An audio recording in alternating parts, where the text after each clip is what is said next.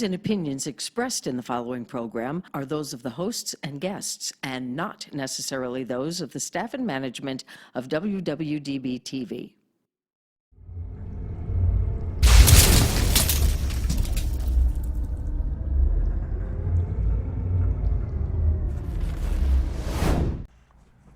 Hello. Welcome to the latest edition of Let's Talk Sports with Rick and Jack. Thanks for tuning in again. It's been another exciting week of sports with so many things going on. World Series, basketball finishing up, talking about a lot of college football. It's a lot to talk about. We're going to move quickly, but the first thing I want to do is introduce my partner, Jack. How you doing? I'm doing How good, are you, sir. brother? I'm all right. It was a good week of sports. We had some good things happen, and it was a good week. What stood out in your mind in the last week leading up to this show? It's more of a gloat for me, but the fact that South Carolina, That was a great pick. I picked them to beat Auburn, and they showed up.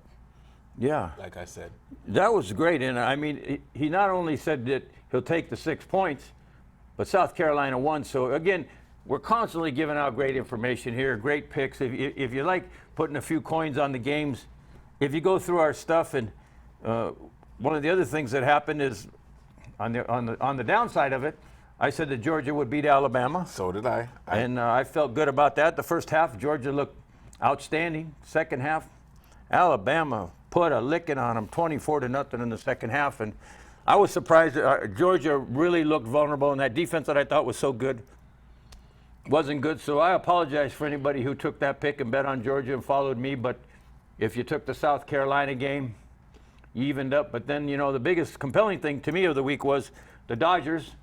We said it here when they were down 3-1. I said it here. They were down 3-1 in the series, and I said they would beat the Atlanta Braves, that they would win that series and go to the World Series. Well, it's happened. And I picked happened. Tampa Bay weeks ago. Yeah, a long time ago you picked Tampa Bay. To go to the World Series, and here they are. My biggest problem right now is the fact that, yeah, they made it there, and it seemed like that's their World Series. No, they have to come and play. Big gamble, not putting their ace out there to go up against Kershaw, and it bit them in the what. And 8-3. Now they're behind, one game in the series. Yeah, it's going to be tough. It's going to be tough for Tampa. The Dodgers are on all cylinders, and I looked at their lineups. The Dodgers don't have a weakness in their lineup. I mean, they got bats one after another, and you have pressure when you pitch to the Dodgers from 1 to 9. And with the designated hitter and no pitcher hitting, you have no weak spot in that Dodger lineup. Maybe when Barnes catches Kershaw, that's the weak spot in the lineup. But generally, he's not in there other than Kershaw. That lineup is, and I look at Tampa's lineup, it's okay. I mean, it's okay enough to be in the World Series. Yeah, Come on, don't just say it's okay. Well, I mean, I'm going to say that they beat a couple of great teams. I mean, absolutely. Listen, they beat the Yankees, big bangers, and then they went and beat Houston. So, yeah, Tampa Bay's formidable, but not formidable enough to beat the Dodgers. I would not be surprised if the Dodgers win 4 straight. You heard it here first.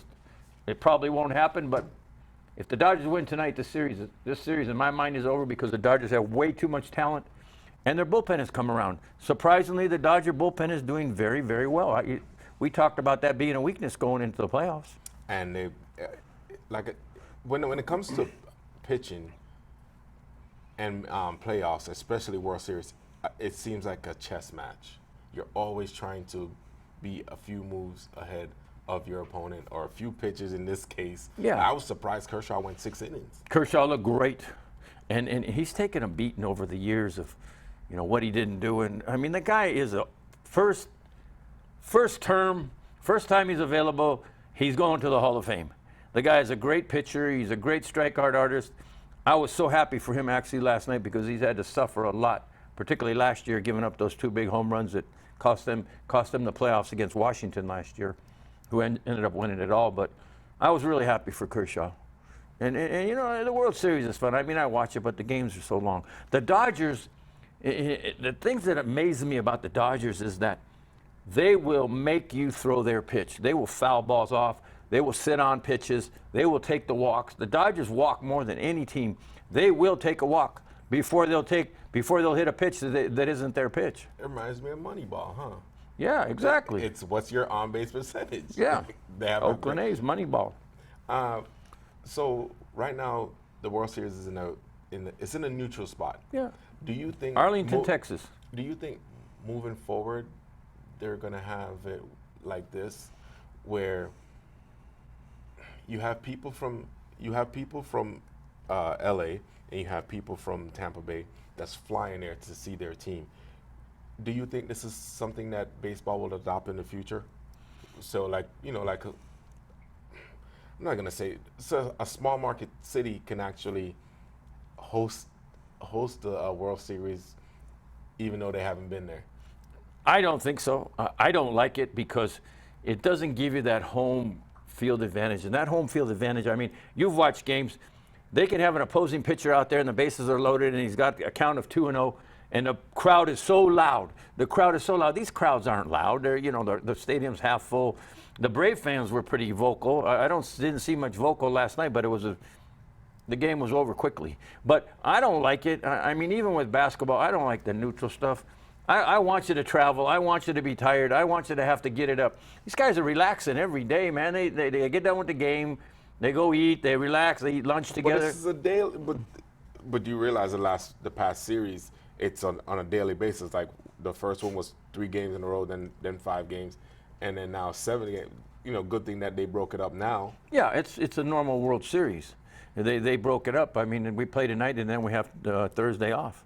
So, I don't like it. I heard one of they had a commentary about it last night, Joe Buck and John Smoltz, and he was saying that in talking to some of the managers, they love it because the players, there's so much togetherness, and they all go to the ballpark at a certain time. They were saying that a lot of these guys, for a 7 o'clock game, when they're at home and it's a regular season, they come to the park at 12 o'clock, eat lunch there, take a nap, hang around, and it's too much time at the park.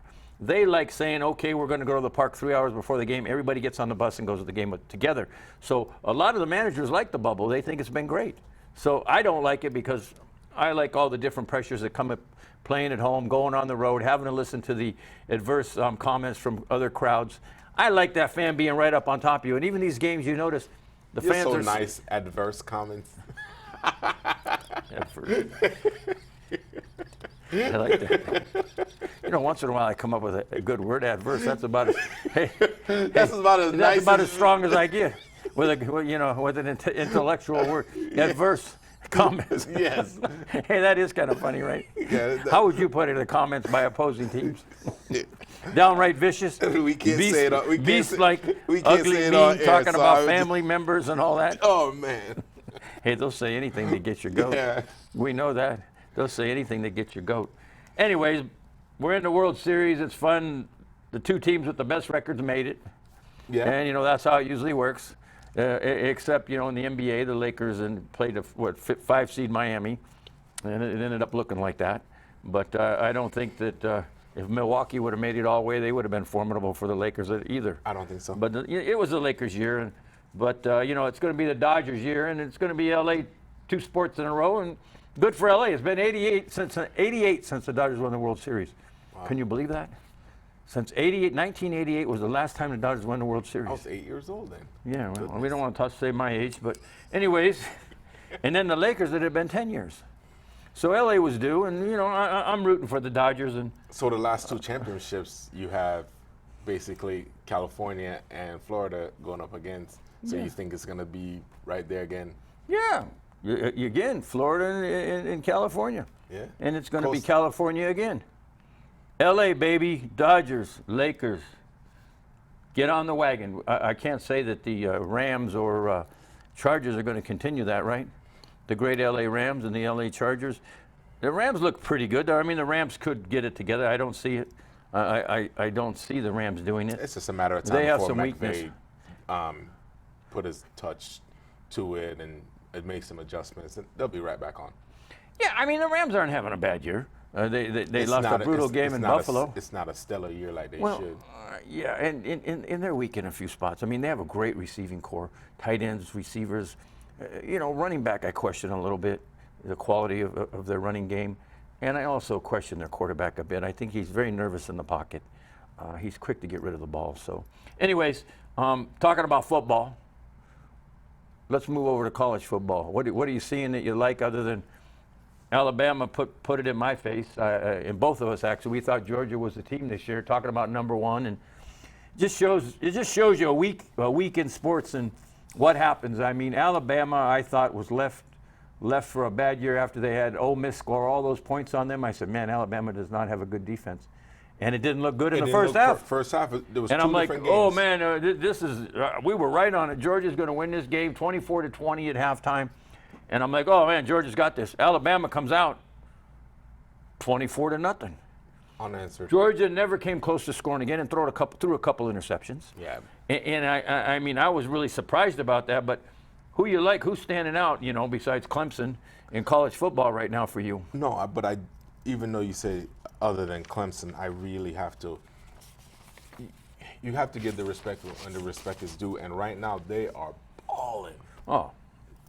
I think they could actually scored 100. Well, Lawrence only played the first half and threw 5 touchdowns. Our Heisman Trophy winner this year. I saw a show on ESPN about who's going to win the Heisman Trophy, and they were showing all the favorites for the last several years, and it was crazy how many of them did not win the Heisman Trophy. And Trevor Lawrence is a favorite this year. It looks amazing. Especially with a shorter season, I think he might. But there's some other decent guys out there. I mean, you got to admit, Najee Harris over there in Alabama, 11 touchdowns already in, 3 games? 500 and something yards. That guy's a beast. They can't stop him. No, not at all. He reminds me of our friend over in Tennessee.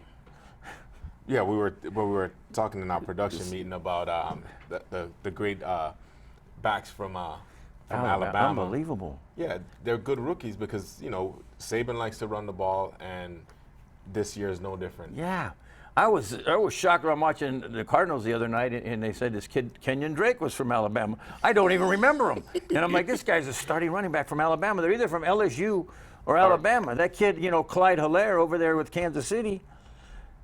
What a great player out of LSU. These backs are all from LSU or Alabama. I mean, it's crazy to me, but there are so many great running backs. And I mean, Najee Harris is another one of them. So it's, Alabama's going to be there. Clemson's going to be there. I mean, I think Notre Dame's got a pretty good team. Well, with Notre Dame, ranked on number 3 right now? Notre Dame's 3, yeah, and they got a good quarterback, Ian Book. So, and we haven't seen Ohio State play yet. They play Nebraska this week, and So how are they in the top 5? It baffles me. Yeah, they're number 5, right?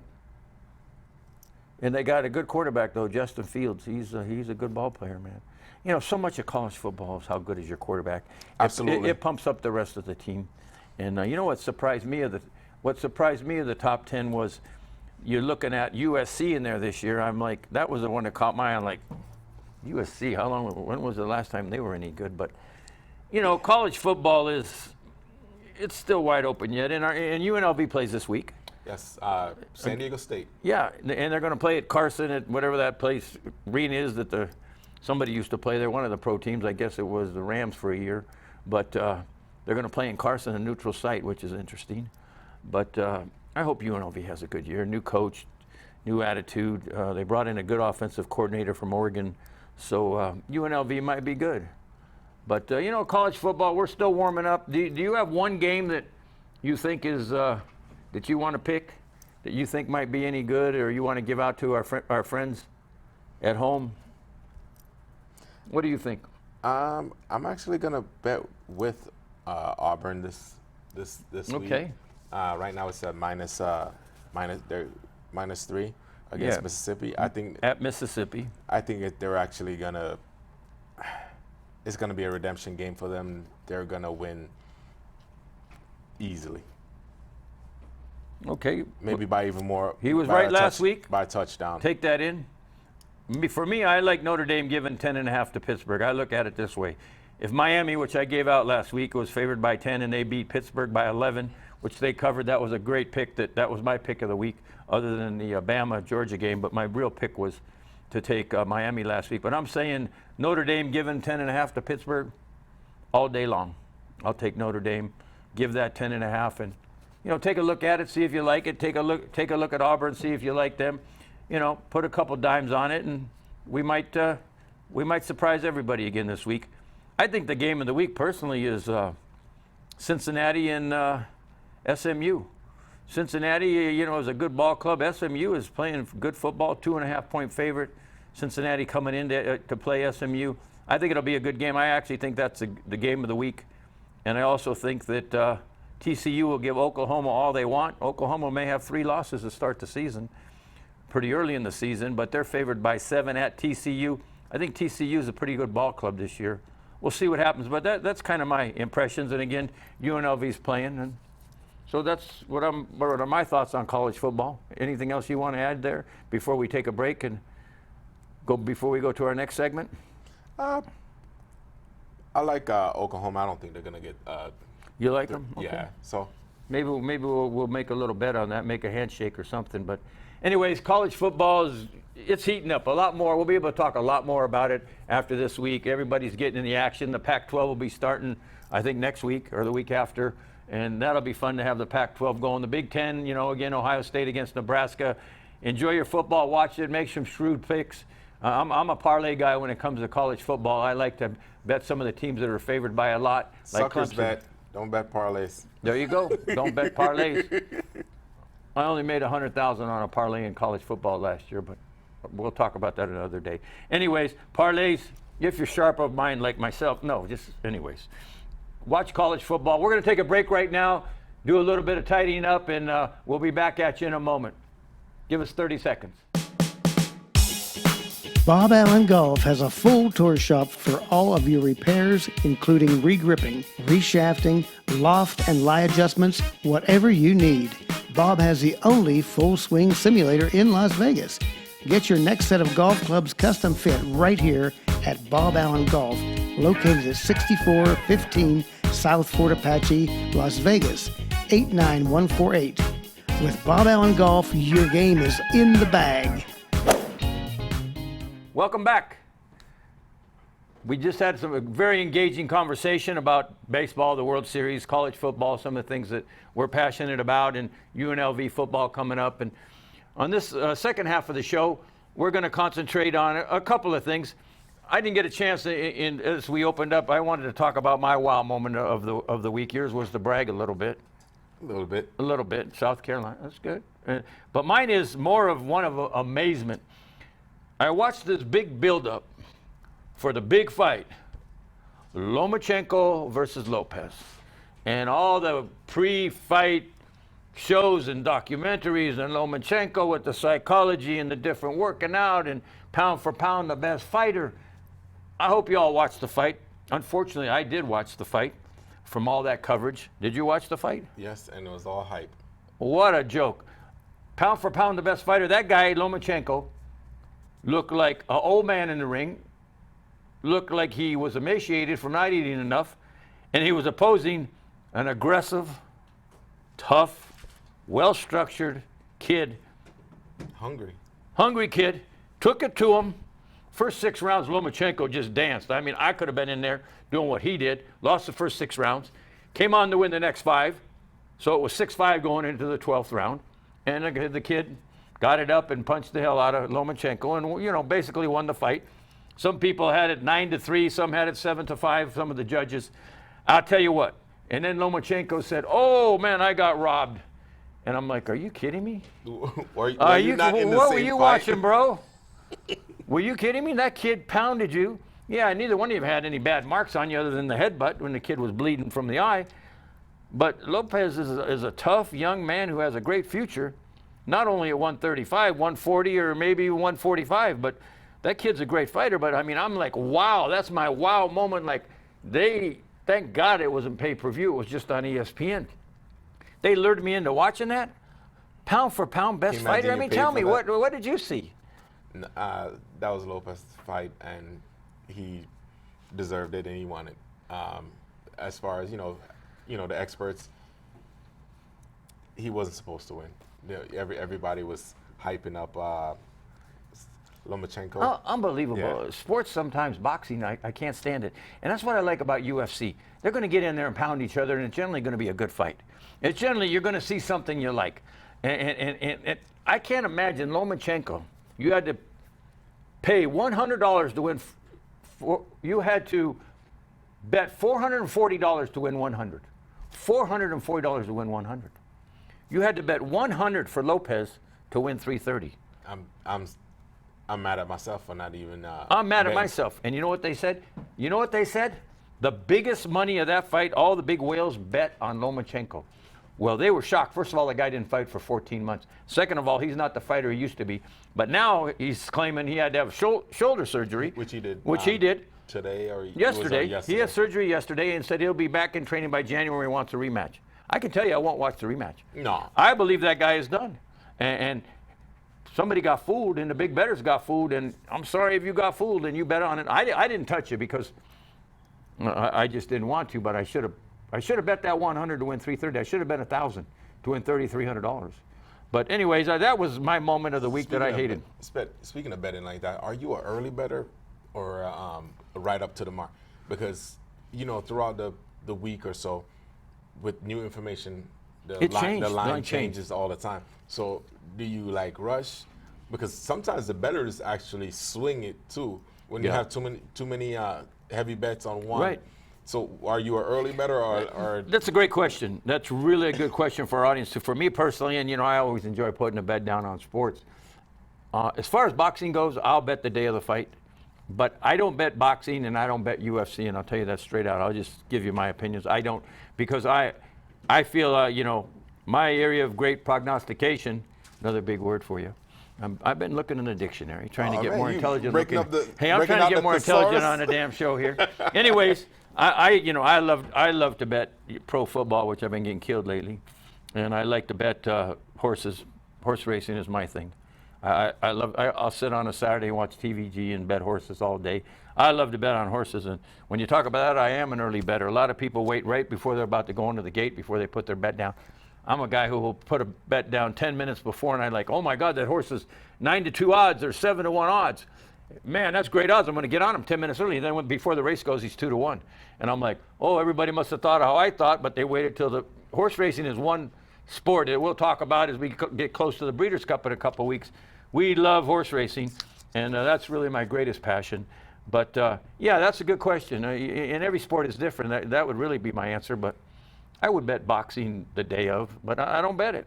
So anyways, that really bothered me. But beyond that, let's talk a little NFL. And, at the last half of this show today, just some ideas of what we saw. Not our pick. Our pick show is coming up where we literally give you the picks of the week and the things that we really believe in, and we'll give you our solid pick of the week. But we're just going to, what were your NFL impressions?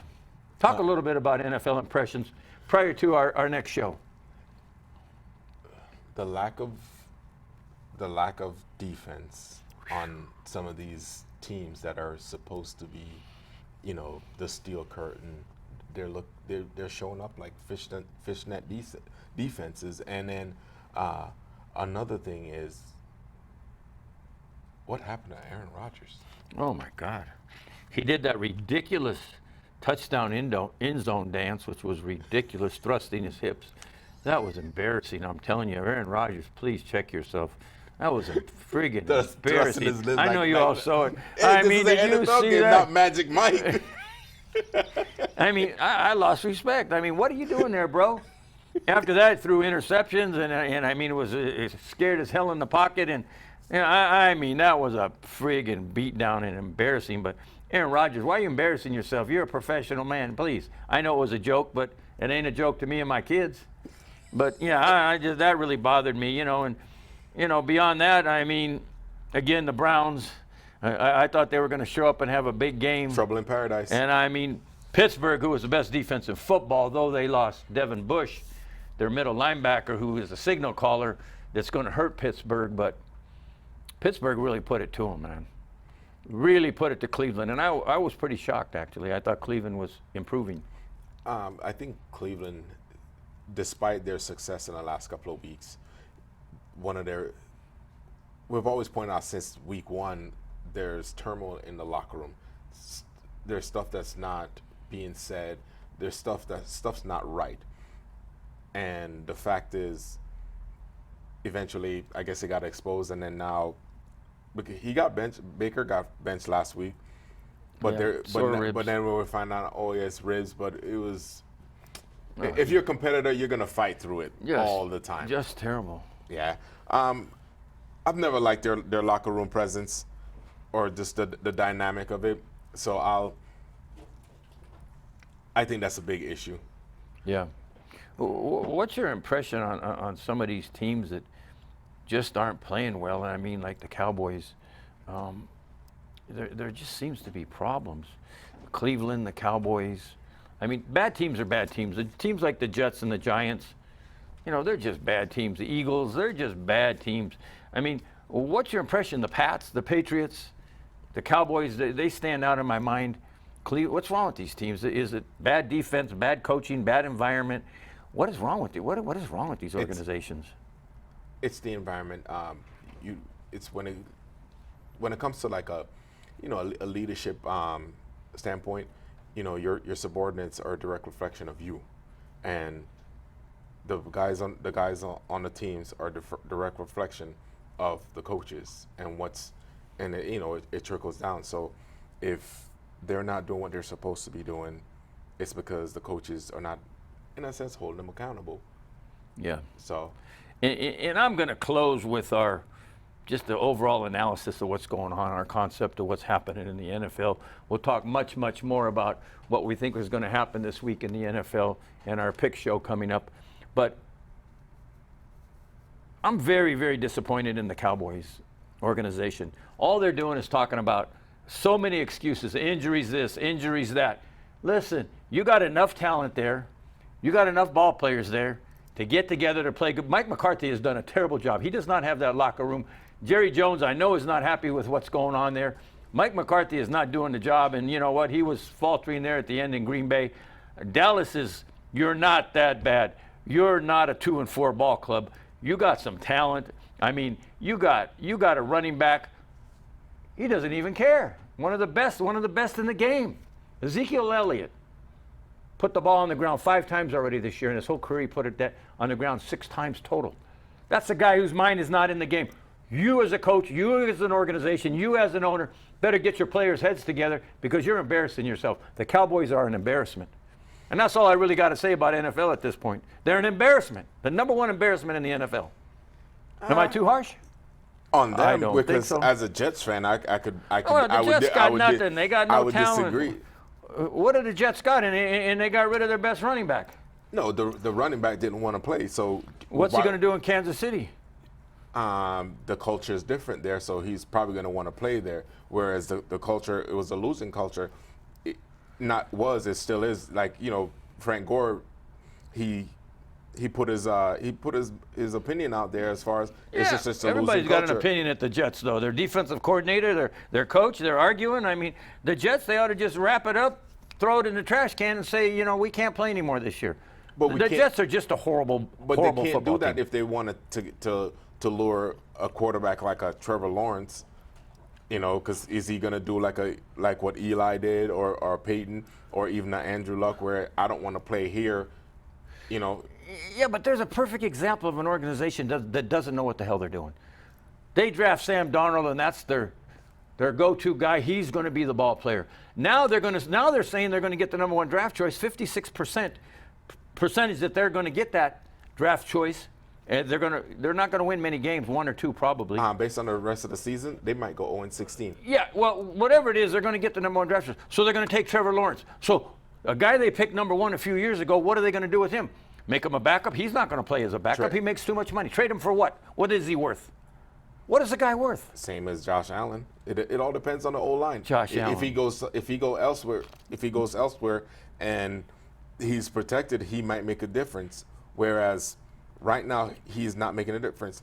Shoot, he might do well on the Bears. Again, I just want to say a few words about Dallas, but then you get me into this thing with the Jets. They're just a horrible organization. And I can't disagree and there's with a you. lot of them in the NFL, by the way. But we'll talk more football in our next show and in our football show. But I just wanted to have a little bit of analysis of where we were because we don't really have as much time to talk about how we feel. We like to talk about a little NFL on our sports show. But in conclusion, where are you at on the NFL? Right now, with the whole situation with the pandemic we're going through and playing through it. They're not doing what they should be, but it's not as bad as when baseball first started. Yeah. How they were doing a lot of shutdown, but they're taking precautions. Which It's getting better. We have to appreciate. But can things be better? Absolutely. Do we want things better? Absolutely. So we just got to keep washing hands and play ball. Play ball. Well, we'll wrap it up on that note. Wash your hands, play ball. That's for the whole public. Wash your hands, be safe, wear your masks. I know around the country that the numbers are going up with coronavirus, and that's kind of rough to see going into the fall and winter. But let's all try to be safe. Enjoy yourself. This is the things that take our minds away from pandemic and things being closed down and what the election's going to bring and those tough things. That's why we do this sports show. We love sports. We love people. It's that deviation from everyday life where you can come and watch our show and think what you want to think about and have your opinions on sports. We'd love to hear more about what you think about our show and how we're doing here. And please tune in and watch us and give us some opinions, give us some ideas. If you ever want to come on the show, let us know. We always want to have guests. In the future, we're going to talk about having some guests that have a lot of knowledge about sports. And let us know if you want to come on the show. We'll definitely talk to you and come down to the studio, or we can do it Zoom. That's my offer to you all. We'd love to have you on the show. Don't you think we'd like to have a guest once in a while? Because I want to hear another person's opinion other than yours, Oh, yeah, you get tired of mine. I mean, I'm so damn opinionated, but, is there any knowledge there? Well, we think there is, and you're great, and you had a couple great things going on with football, college football last week, and thanks a lot for your input this week. It's been a great show, and you want to close it up for us? Go ahead. Like and subscribe and visit our website. Perfect. Like, subscribe, and visit our website. Let us know how we're doing. Thanks so much. Great input. Great show. As always, look forward to seeing you next week. I can't wait. Can't wait. Thank you all for watching. God bless. Talk to you soon.